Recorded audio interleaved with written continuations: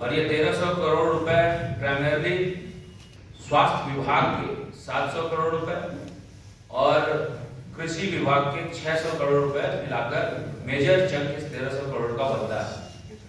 ये 700 करोड़ रुपए स्वास्थ्य विभाग के, आपको याद होगा कि कोरोना के समय जिलों को देने वाले राशि में से 700 करोड़ रुपए समाहित है। और ये 700 करोड़ रुपए उस समय जब हम लोग आपदा से जूझ रहे थे, ये पूरा राज्य कोरोना की चपेट में था, तो इस सरकार ने इस 700 करोड़ रुपए का बंदरबांट किया और ये सरकार ने आपदा में अवसर खोजने का भी एक जरिया तलाश किया। ये 700 करोड़ रुपए कहाँ है, स्वास्थ्य विभाग को बताना चाहिए। ये 700 करोड़ रुपए आपदा के विभिन्न जिलों में गए, जिलों से अब तक इसका हिसाब किताब क्यों नहीं ये सरकार ले पाई है, सरकार को बताना चाहिए।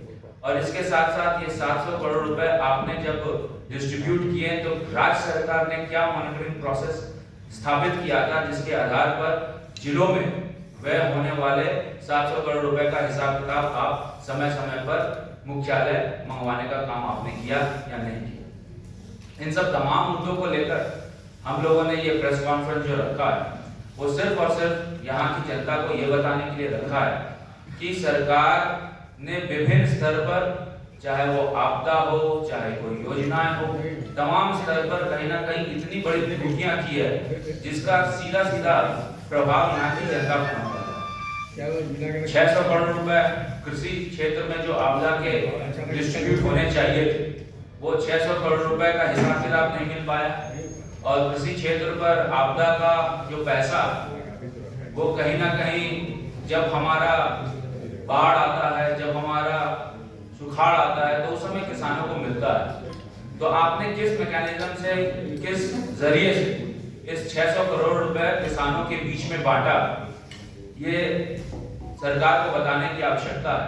और सरकार के पास इन दोनों विभाग का कोई भी आंकड़ा इन खर्च का नहीं है, जो कि काफी गंभीर मुद्दा है। और ये काफी गंभीर मुद्दा राज्य के लिए इसलिए बन पाता है क्योंकि आपको भी पता है कि ये आपदा प्रबंधन का जो पैसा आता है, ये आपदा प्रबंधन का पैसा केंद्र के माध्यम से राज्य को जाता है और पूर्ववर्ती क्षेत्र में ये रेशियो 9:1 का होता है। इसका मतलब एक पार्ट यदि राज्य सरकार देती है तो 9 भाग इसका केंद्र सरकार देता है।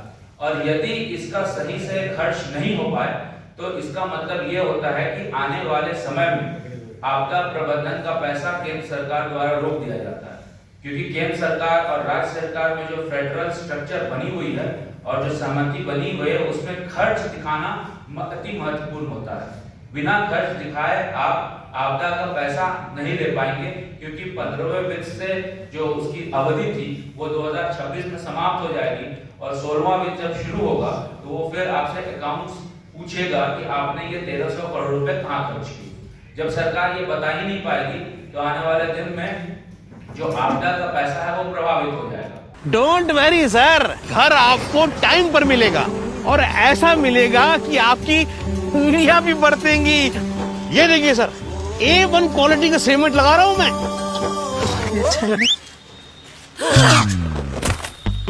मजबूती का सारा ठेका हम ही लिए हैं का?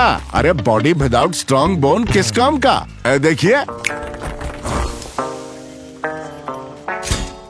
मजबूत घर चाहिए तो अच्छे सीमेंट के साथ अच्छा सरिया भी लगाइए, तभी तो ऐसा घर बनेगा जो पीढ़ियां बरते। तो कौन सा TMT लगाएं? अरे एक ही तो है, भारत का सबसे भरोसेमंद Saluja gold TMT bars. Extra strong, higher earthquake resistance, flexible, better bonding with cement और सालों का भरोसा। निर्माण में मजबूती चाहिए तो अच्छे सीमेंट के साथ लगाइए सिर्फ सलूजा गोल्ड TMT। अब सही पकड़े हो कॉन्ट्रैक्टर बाबू। सलूजा गोल्ड TMT बार, मजबूती सब कुछ है।